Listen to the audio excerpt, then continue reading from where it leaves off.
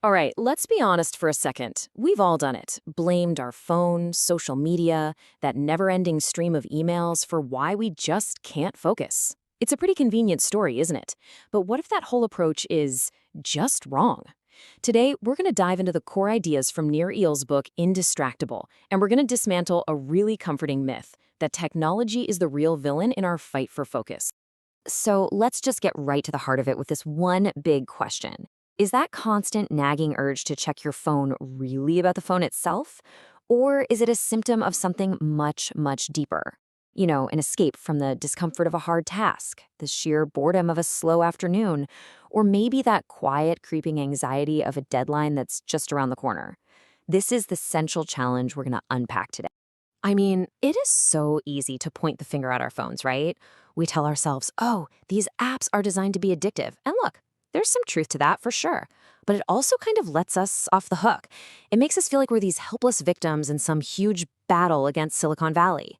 But the core idea we're exploring here is that technology is just the easy scapegoat for much deeper, way more personal internal struggle.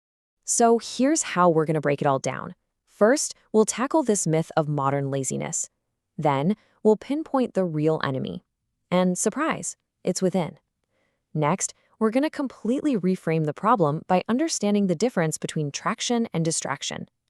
After that, we'll get super practical with tools you can use to reclaim your time. And finally, we'll get to the most powerful step, actually changing your identity to become truly indistractable. Okay, so let's get into this popular idea, this notion that we're all just lazier or more easily distracted than the generations before us because of our tech.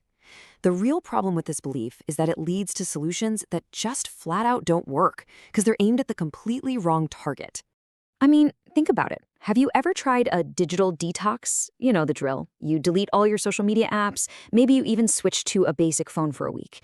And for a few days, it feels incredible, right? You feel clear, you feel present. But what happens next?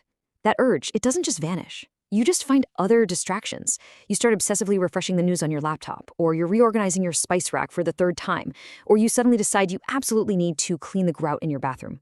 See, removing the tool doesn't remove the urge. The problem isn't the device, it's the discomfort we're trying to run away from.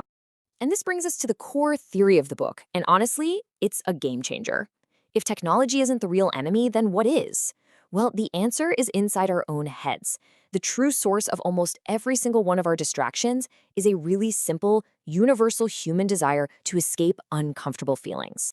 This is what he calls an internal trigger. It's not some external notification, not a ping or a buzz.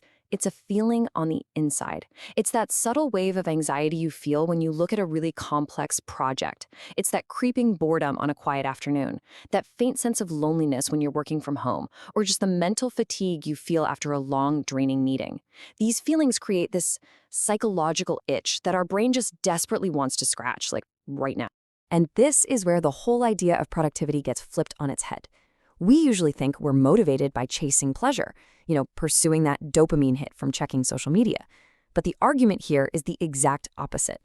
Most of our motivation, especially when it comes to getting distracted, is driven by the desire to escape pain. That to-do list? It isn't just a list of tasks, it's a list of potential discomforts. So time management is really pain management. It's about learning to handle your emotional response to your work, not just juggling your schedule. And this right here shows the exact loop we all get stuck in, probably hundreds of times a day without even realizing it. It kicks off with that internal trigger. So imagine you're staring at a blank page. You have to write a really important email. You feel a little uncertain, maybe a bit insecure. That feeling is uncomfortable. So your brain, trying to help you out, looks for immediate escape. And before you've even made a conscious choice, your hand has already reached for your phone. The key takeaway here is the phone didn't call out to you, the discomfort pushed you toward it. Okay, so if the problem really starts from within us, how do we even begin to solve it? Well, to do that, we first have to completely redefine what we're even aiming for. Most of us think the opposite of distraction is focus, but that's not quite right. Here are the two key terms we have to understand: traction and distraction. And what's really fascinating is that they both come from the same Latin root, trahere, which means to pull. Traction is any action that pulls you towards your goals and your values, the stuff you actually want to do. Distraction is any action that pulls you away from them. This means that literally any action can be either one. It all just comes down to your intent. And there it is. The opposite of distraction is not focus, it's traction. The goal isn't just to be focused in some abstract, monk-like way. It's simply to spend your time doing what you said you were gonna do. And that is so much more empowering. It means you are in the driver's seat. You get to decide what traction looks like for you. This is where it gets really powerful. This quote shows that even wasting time can be traction.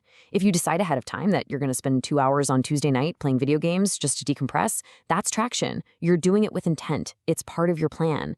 But if you sit down to work on a big presentation and 10 minutes later you find yourself mindlessly scrolling through social media, that is distraction because it pulled you away from what you intended to do. It's not about the action itself. It's all about the intention behind it. All right, so how do we actually do this? How do we build more traction into our days and defend ourselves against all that distraction? Let's get into the practical tools we can start using literally right away. First step, it's time to kill the traditional to-do list. A to-do list is just a list of things you hope to finish with no real plan for when or for how long. It's why you can feel busy all day, checking off all the small, easy things, but end the day feeling like you got nothing important done. The alternative is timeboxing. This is where you plan your inputs, your time. You decide beforehand how you're going to spend your hours, turning your values into actual concrete blocks on a calendar. You schedule time for deep work, time for checking email, time for lunch, and yeah, even intentional time for scrolling social media if that's what you want to do. It's proactive, not reactive. So now that we have a plan for our time with timeboxing, we need to defend that plan from all the external triggers. These are the pings, the dings, and the shoulder taps from the outside world, the endless notifications, the constant flood of emails, the group chats that demand your immediate attention, all the things that can hijack our best intentions and pull us completely off track. For our phones, which are probably the biggest source of these external triggers, there's a simple 4-step process. First, remove the apps you don't really use or need. Be ruthless about it. Second, replace those time-sucking apps like social media with their desktop versions, which are way less convenient to just check on a whim. Third, rearrange your home screen. Hide those distracting apps and folders, put them on the second or third page. And finally, reclaim your focus by turning off almost all non-essential notifications.